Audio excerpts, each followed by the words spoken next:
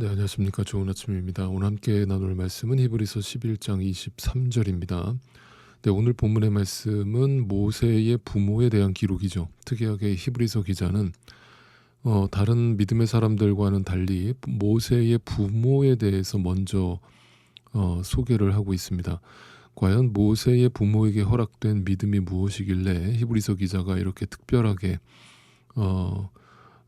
장면을 우리한테 보여주고 있는가를 함께 살펴보도록 하겠습니다. 23절입니다. 모세가 태어났을 때의 믿음으로 그 부모는 석 달 동안 아기를 숨겨두었습니다. 그들은 아기가 잘생긴 것을 보았기 때문입니다. 그들은 왕의 명령을 두려워하지 않았습니다. 자, 모세의 부모가 모세를 낳고서 석 달 동안 그 아이를 숨겨야만 했던 그 이유에 대해서 모두 다 잘 알고 계시리라고 생각을 합니다. 당시 애굽의 총리이자 하나님의 신실한 종이었던 요셉이 죽고 나서 그 애굽 땅에는 그 요셉을 알지 못하는 새로운 왕이 등극했습니다. 그리고 그 왕은 이스라엘 백성들의 번성과 그 부흥에 대해서 숫자적 부흥에 대해서 경계를 하게 되죠. 그래서 이제 히브리 산파들에게 명령을 해서 사내 아이들을 태어나자마자 모두 죽이라고 명령을 합니다.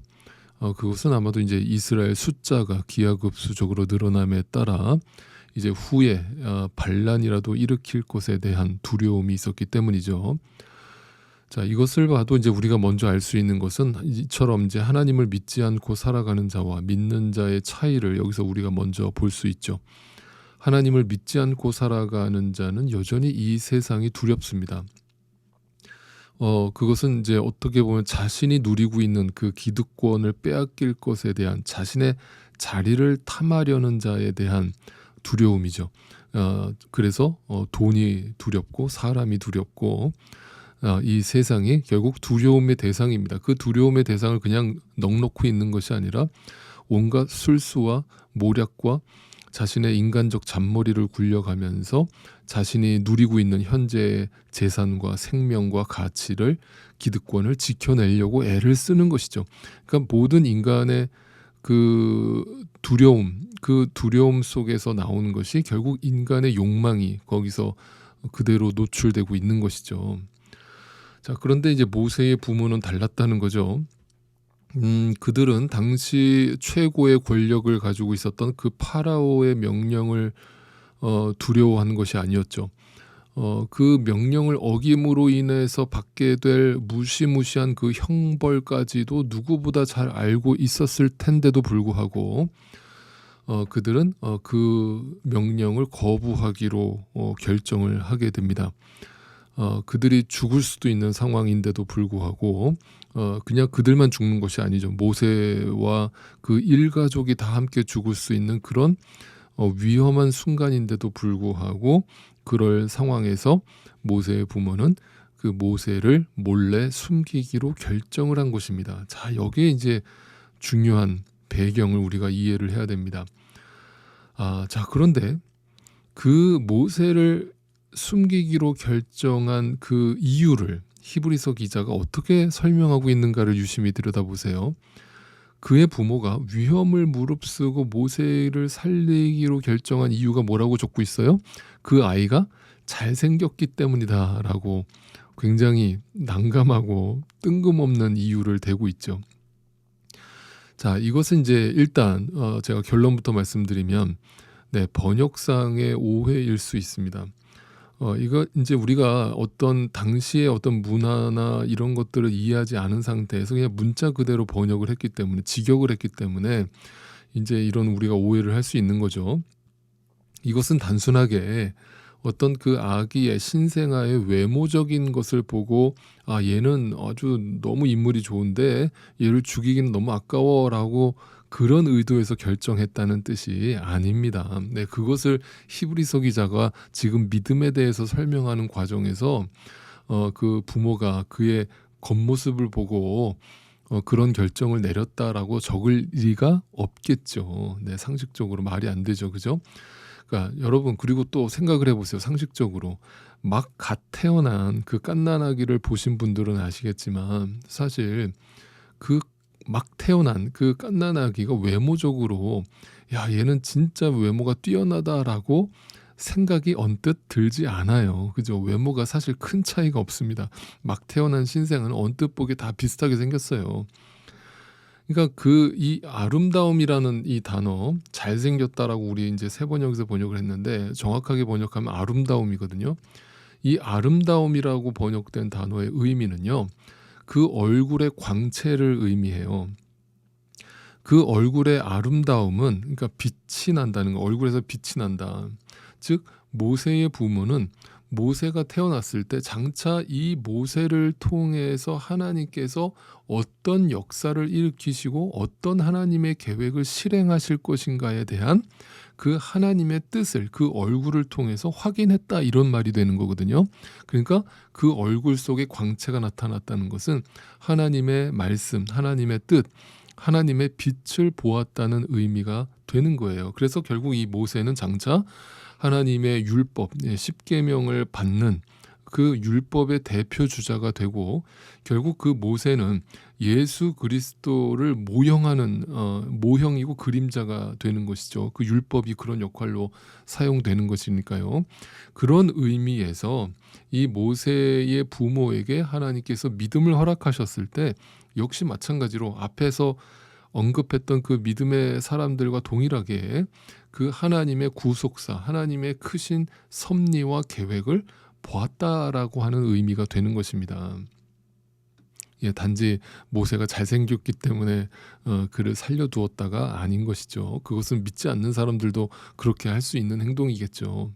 즉 모세의 부모가 철저하게 믿음의 사람이었음을 보여주는 장면이죠. 그래서 모세의 부모는 인간적인 그 죽음의 공포, 죽음의 두려움을 극복하고 또 어떤 세상 왕의 권세를 두려워하지 않고 하나님을 바라보면서 그 모세를 숨길 수 있었다라고 히브리서 기자가 지금 쓰고 있는 겁니다.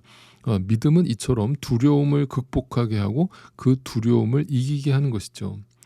자, 이와 같은 이야기가 성경에 많이 기록돼 있죠. 대표적인 또 다른 이야기가 바로 다니엘과 세 친구 이야기죠. 거기에도 왕이 등장합니다. 느부갓네살이라고 하는 왕이 금으로 신상을 만들어 놓고 자신에게 절하라라고 명령하죠. 그러나 다니엘과 세 친구들만 그것을 거절하죠. 결국 그래서 그들이 붙잡혀서 불타는 풀무불에 던져지지 않습니까? 그때 그 사드락 메삭 아벳느고가 그 느부갓네살 왕에게 내뱉는 말이 있어요. 다니엘서 3장 17절로 한번 가보세요.